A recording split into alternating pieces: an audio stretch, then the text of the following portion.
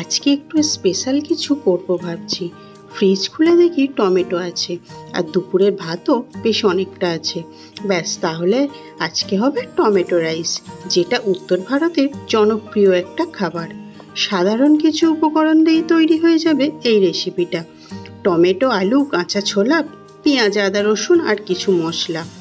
এটা কিন্তু সম্পূর্ণ আমার রেসিপি, কোথাও থেকে আমি এটা দেখে বানাইনি।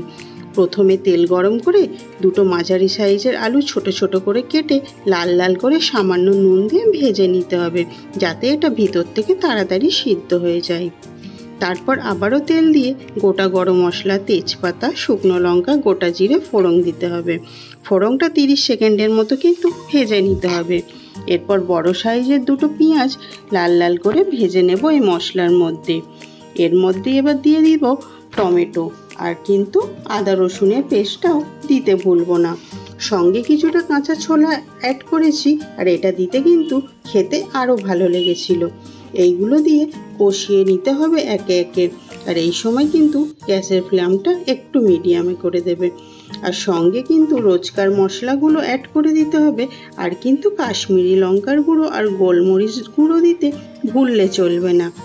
কিন্তু টমেটো নরম হয়ে আসা পর্যন্ত এটাকে কষিয়ে যেতে হবে। আমি এটা চাপা দিয়ে টমেটোকে নরম করে কষিয়ে নেব, যতক্ষণ না উপর থেকে তেল ছেড়ে দেয়। সামান্য জল দিয়ে আবারও এটাকে চাপা দিয়ে মিনিট খানেকের মতো কষিয়ে নেব। মশলাটা যত সুন্দর কষানো হবে, ভাতের টেস্টটা কিন্তু তত দারুণ হবে, আর কালারটাও কিন্তু আসবে খুব সুন্দর। এই সময় আমি 2 চামচের মতো টক দই দিয়ে দিয়েছি। টক দই না থাকলে ওপর থেকে লেবু চিপে দিয়ে দিলেও খেতে বেশ ভালো লাগবে। দেখো, মশলাটা আমি অনেকক্ষণ ধরে কষিয়ে নিয়েছি, আর কালারটাও কিন্তু খুব সুন্দর এসেছে।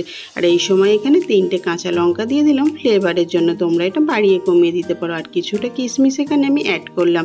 ব্যাস, সমস্ত মশলা সুন্দরভাবে কষানো হয়ে গেছে। এবার ওপর থেকে দিয়ে দেবো সেই ভাতটার মধ্যে দিয়ে মিডিয়াম ফ্লেমে কিন্তু এটা 5 মিনিট ভেজে নিতে হবে। এরপর সামান্য জল দিয়ে 5 মিনিট মিডিয়াম ফ্লেমে চাপা দিয়ে রান্না করে নিলেই তৈরি হয়ে যাবে আজকে টমেটো রাইস। আর ওপর থেকে দেখো, টেস্টের জন্য কিছুটা চিনি ছিটিয়ে দিলাম, আর দিয়ে দিলাম কিছুটা গরম মশলা। এতে করে খাবারের স্বাদটা আরও বেড়ে যাবে। আর এই ভাতটা কিন্তু রায়তা দিয়ে খেতে খুবই ভালো লাগে। আর টমেটোর রঙে ভাতটা কত সুন্দর লালচে হয়ে গেছে, দেখো, দেখলেই কিন্তু খাবার ইচ্ছা করবে, খিদেটা বেড়ে যাবে। গরম গরম টমেটো রাইস, আর সঙ্গে যদি গার্নিশিংয়ের জন্য শসা, টমেটো আর রায়তা থাকে, তাহলে আর কি চাই বলো। ব্যাস, তোমাদের সঙ্গে গল্প করতে করতে রেডি হয়ে গেল আজকের এই সুন্দর রেসিপিটা। ভালো লাগলে কিন্তু অবশ্যই লাইক, কমেন্ট, শেয়ার করো। আপনি খেতে যতটা ভালো হয়, আর যদি প্লেটে সুন্দরভাবে সাজানো থাকে, তাহলে কিন্তু খাবার আগ্রহটা অনেকটাই বেড়ে যায়। তাই আমি এখানে টমেটো, শসা দিয়ে সুন্দরভাবে গার্নিশিং করে নিলাম। এতে করে যেমন দেখতে ভালো লাগে, তেমনি কিন্তু খাবার ইচ্ছাটাও অনেক গুণে বেড়ে যায়। আর ভিডিওটা ভালো লাগলে অবশ্যই লাইক, কমেন্ট, শেয়ার করতে ভুলো না।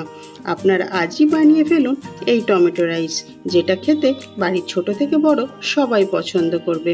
ভিডিওটা কেমন লাগলো অবশ্যই জানিও। Tata, by.